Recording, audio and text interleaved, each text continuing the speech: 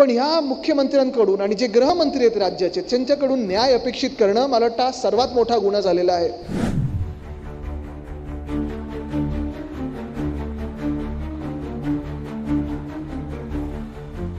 ह्या 100 दिवसामध्ये जशी लाडकी बहीण योजना बंद झाली तसं बीडचं प्रकरण झालं आणि पहिल्या 100 दिवसामध्ये ह्या सरकारमधून एका मंत्र्याला राजीनामा द्यावा लागला.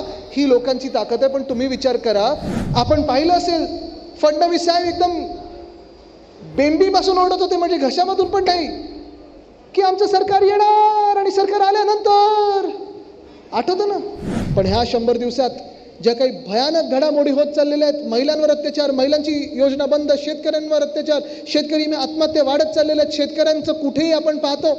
रस्ते नीट झालेत, पाणी येतं वेळेवर, विजेचं काय, खड्डे रस्ते खड्डेमुक्त होणार ते झालेत कुठे, एसटीपीचं कॉन्ट्रॅक्ट कोणाला दिलंय, सगळ्याची कॉन्ट्रॅक्ट काढून ठेवलेत. सगळीकडे लाडका कॉन्ट्रॅक्टर ही योजना चालू आहे. आवडते कॉन्ट्रॅक्टरची बिलं भरली जात आहेत, बाकीच्यांची थकबाकी आहे.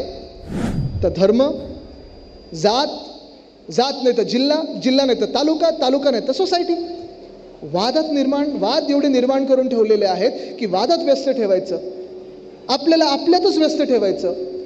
आणि ते नाहीत आता हे कार्ड भरा, ते कार्ड भरा, ह्या सगळ्या योजनेमध्ये व्यस्त ठेवायचं. म्हणजे जो महाराष्ट्र आपला लुटला जातो, जो महाराष्ट्र आपला मागे जातोय,